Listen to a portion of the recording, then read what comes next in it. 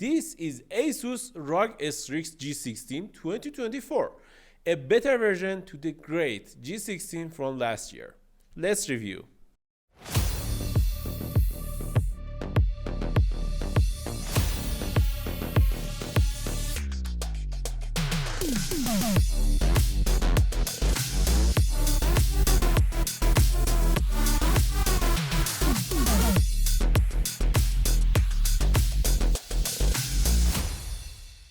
The new G16 comes with new improvements and the 14th gen Intel processors with last year, because there is no new Nvidia GPUs. Last year Nvidia RTX 40 series GPUs. So what's the difference? Let's start with the body and chassis. This laptop comes with the same design and same aesthetics from last year. It borrows everything from last year and there is no such difference, but I found one difference from last year. The ROG logo is placed a little higher than last year, and that's it. There is no difference at all. And I can say there is only Fortune RGB on the keyboard, just like last year. There is no PerQ RGB on 4060 or 4050 models, which is okay, but we could have some difference for at least cheaper models. This model right here has Nvidia 4060 GPU, so it has Fortune RGB on the keyboard. The keyboard is as good as last year. I have no problem with it. It has some black tints to some keys like WASD and a space key, which is good because G15 from 2022 had a transparent design, and that transparent design had problem with transparent keys and became yellow in just a few months. And this design with black tint in it has no problem with it, and I can say it can resist from turning yellow or become yellowish instead of blackish. As for the trackpad, this model right here has numpad in the trackpad, and the trackpad is glass. It's one of the best trackpads in the gaming laptops, and I should say I like the numpad in this trackpad. I like it and I have no problem with it. It's a good addition to this laptop, and I just used it in the last week when I was using this laptop, which is good. I like it. That's a nice addition. We have 4 keys on the right, which you can almost customize it with Microsoft Power Toys. If you want, we can make a video about Microsoft Power Toys. It's a fantastic application. Just tell us in the comments below if you want a dedicated video about Microsoft Power Toys. And also on the top we got 5 customizable buttons that you can change and make it to whatever you want. They are for controlling the fan, volume control, mic mute, and Armor Crate software, which is good. As for the ports, on the right we got 2 USB type A ports, both has 5 gigabits per second speed. On the left we got 1 audio combo jack, 2 USB type C ports, one of which has Thunderbolt 4 and the other has USB 3.2 Gen 2 support, which is good, but I should say only one of them can charge the laptop via type C at 100 watts, and both of them has DisplayPort 1.4 support, which is good. We have one HDMI 2.1, RJ45, and we got one more port, which is charging port, that can charge this laptop with up to 280 watts of power, which is good. As for the design, I think there is no much else we can talk about. The hinge is perfect, everything is fine. I can say I really like it, so we can give this laptop an easy 9 out of 10 score for this section. Asus priced this laptop at around $2,000, less than $2,000. And if you want to buy this laptop, just check the link below this video to buy this laptop. Let's talk about display. For the display, Asus upgraded their panel on the new G16 to one of the best LCD panels on the market. This is an IPS LCD panel with one of the best viewing angles I've ever seen, with 500 nits of brightness, nebula display, which is good. It has 2.5K resolution at 16 inch at 240 Hz refresh rate, which is nice, and it is color accurate. It has 100% of sRGB and 81% of AdobeRGB, which is nice. It means you can easily play your games or even edit your videos if you are a videographer, or edit your photos if you are a photographer easily without any problem on the screen. It is one of the best screens I've ever seen in a laptop, and I should give this laptop a 9 out of 10 score. It is one of the best screens, and the only problem with it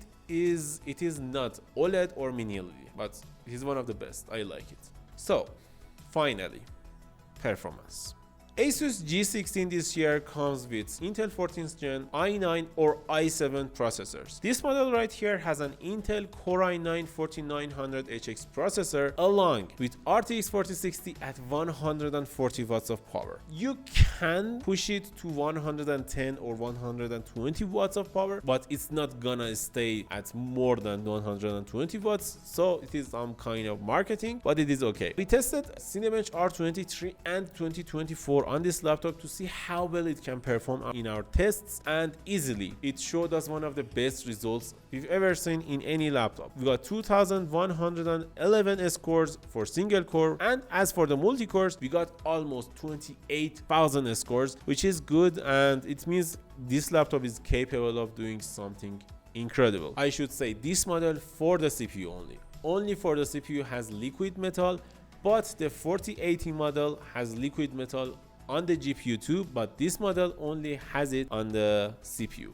For the Cinebench 2024, we got more than 120 score, which is good for the single score, and for multi score we got 1646 score, which is good, and I think it is one of the best results we've ever had in Cinebench 2024. The difference between Cinebench 2024 and R23 is higher than I expected, because in Cinebench 2024 we are experiencing better results in comparison to last gen Intel processors. I don't know why, but R23 for Intel 13th gen and 14th gen are almost identical, but in Cinebench 2024 our scores are a little better, and they are almost 5% to even 10% better than last year. I don't know why, maybe it's some kind of optimization Intel made for the newer applications. As for the GPU, we got more than 10,500 scores, which is good, and we also tested Geekbench 6 on this laptop. As you can see on the screen,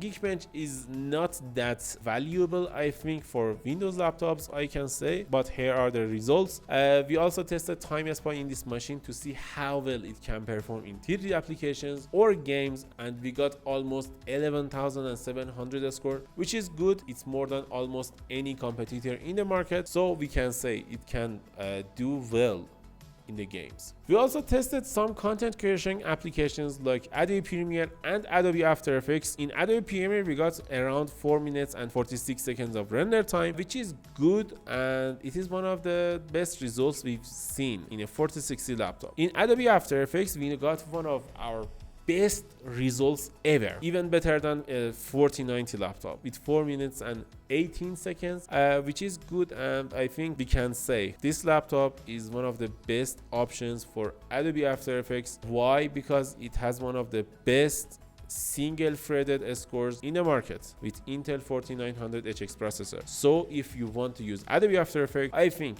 you should consider buying Intel 14th gen processors instead of Intel 13th gen. As for the SSD speed, we have SN560 Western Digital on this laptop, and it's just like other laptops, and the scores are fine, and I think they are okay. But I should say you can upgrade the SSD because it has 2 SSD slots. One of them is occupied and the other one is for the upgradability. We have 2 RAM slots to upgrade, which is good. It means you can upgrade this laptop up to 96 gigabytes of RAM, which is good. As for the games, we tested Cyberpunk 2077 in this machine in preset RT Ultra and RT Ultra plus frame generation, and Ultra without ray tracing and frame generation, and we have another option with no DLSS, with no FSR, without anything, to see how well it can perform in raw power, and we have good results, I can say, and the raw power for this laptop is just as good as last year or even better. We also tested Rainbow Six Siege on this machine. Rainbow Six Siege is a CPU and GPU heavy game, and we got one of the best results we've ever seen.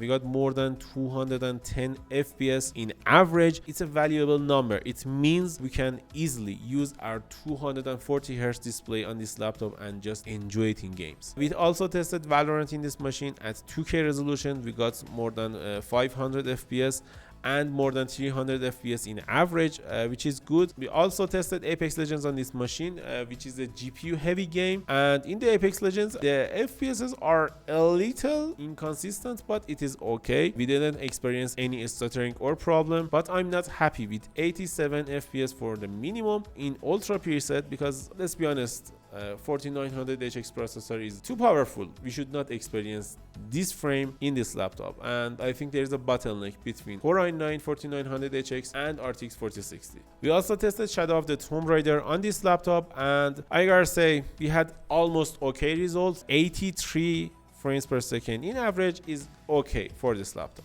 For the performance part, I can give this laptop a solid 9 out of 10 score. Not a solid, I could give it 8 out of 10 because some inconsistency in games, but 9 out of 10 is fine for this laptop.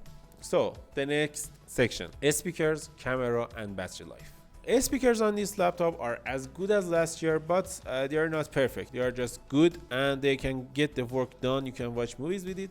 And I gotta say, if you want to buy a $2,000 laptop, you can get a $50 or $60 speaker easily without any problem. So a $50 speaker has better loudness and bass than this laptop. Just get one like JBL Go 4 or 3 or JBL Clip 4. This is the webcam quality of Asus Strix G16 2024. What do you think about the webcam quality? Tell us in the comments below. And what do you think about the mic quality? For the battery life, there is no difference. The same architecture as the last year in the CPU, the same GPU as the last year, the same battery capacity as the last year, 90 watt-hour battery. There is no difference. So we have almost the same battery life as the last year with 4 to 5 hours of battery life, but the screen is better and it doesn't make any difference. I don't know why, but it will last you around 4 hours to 5 hours. So in conclusion, I can say, if you want to buy a laptop and you have a budget for around $1,700 or $1,800, you can easily go and grab this laptop and use it and be happy with it. But I should say, if you don't care about the screen, the 14th gen Intel processor, you can just get the last year model at $1,300 without any problem. It's like no difference, neither in the body, neither in the performance or any other situation. Only the display is the upgrade. And one more thing, the RAM clock speed is higher than last year at 5600 MHz. There is only two differences, the display and RAM frequency, which is not that valuable to everyone, but if you care about that, spend $400 to get the 2024 model. So thanks for watching. If you like this video, don't forget to like and subscribe. What do you think about the Asus G16 2024? Tell us in the comments below. And what laptop should we review? Tell us in the comments below.